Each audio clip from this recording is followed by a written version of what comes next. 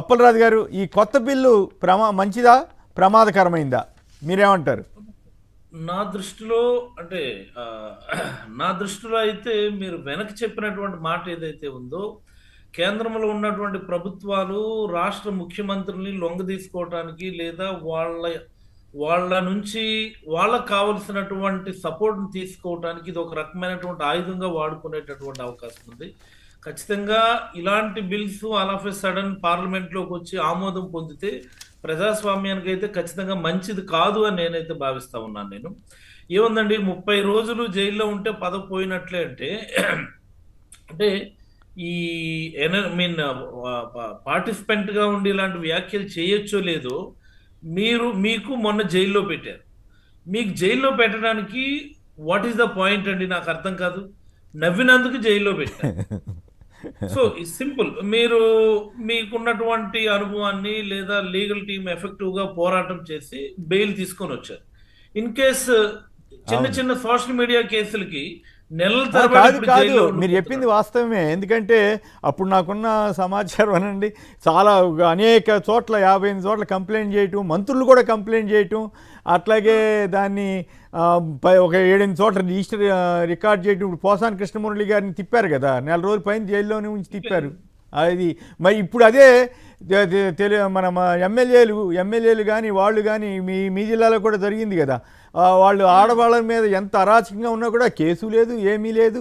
మరి ఇప్పుడు శ్రీకాంత్ అన్న అతని బెయిల్ వ్యవహారం మీద ఏదో పొరపాటు జరిగిందట్లుగా మంత్రి గారు లేకపోతే ఇంకోళ్ళు ప్రభుత్వ వాళ్ళు చెబుతున్నారు తప్ప, మరి అదే ఇతరుల మీద అయితే కేసులు వస్తాయి, అన్నీ వచ్చేస్తున్నాయి. అంటే సింపుల్ రీజన్కి మీరు చాలా కరెక్ట్గా ఆప్ట్గా చెప్పారని నాకు అనిపించింది.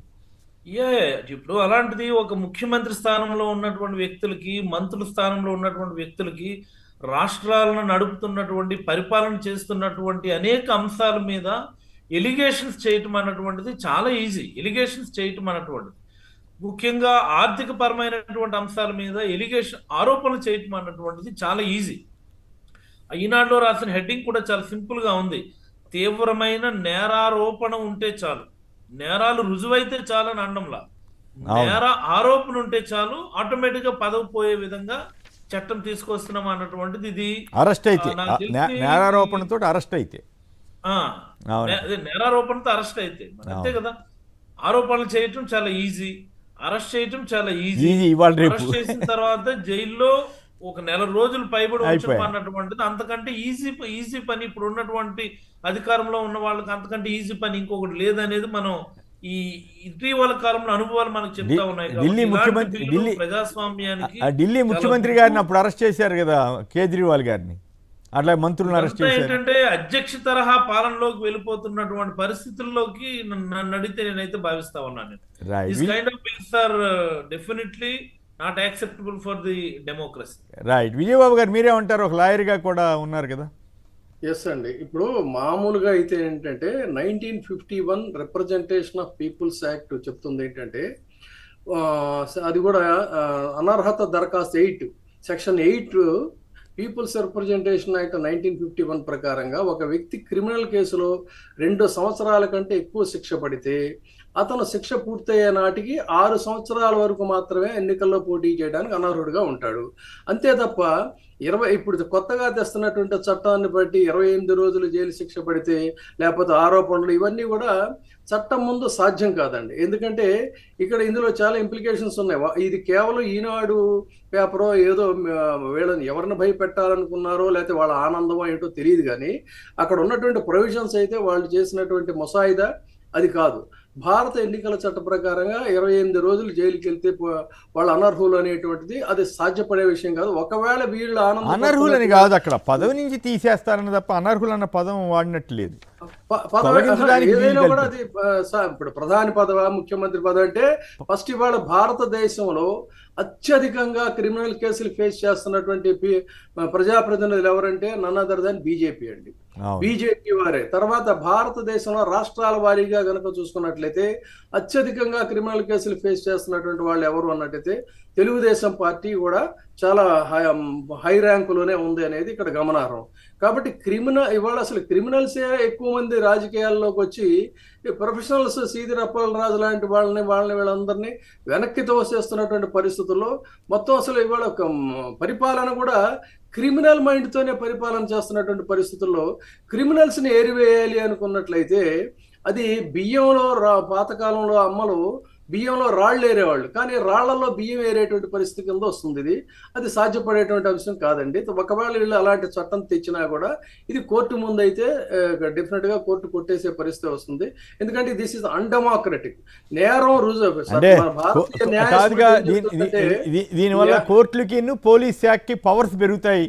జనం వాళ్ళు రాజకీయంగా ఎట్లా ఉన్నప్పుడు సాధ్యం కాదండి. ఇప్పుడు ఎన్ని క్లౌడ్స్ అండి, పాసింగ్ క్లౌడ్స్. తాత్కాలికంగా ఈ రోజు మనం చూసాం, ఒక సంవత్సర కాలంలో ఆంధ్రప్రదేశ్ లో ఎంత వేధింపులు సాధింపులు యథేచ్ఛగా ఇదే మనకు 5 ఏళ్ళు సాగుతుంది, చెలరేగిపోవచ్చు అని చెప్పని అనుకున్నారు. కానీ ఏమైంది, కోర్టులు జరుగుతున్నటువంటి వాస్తవాలను గ్రహించి ఒక్కొక్కటిగా బిగించుకుంటూ ఇవాళ వార్నింగ్స్ ఇస్తున్నటువంటి పరిస్థితి.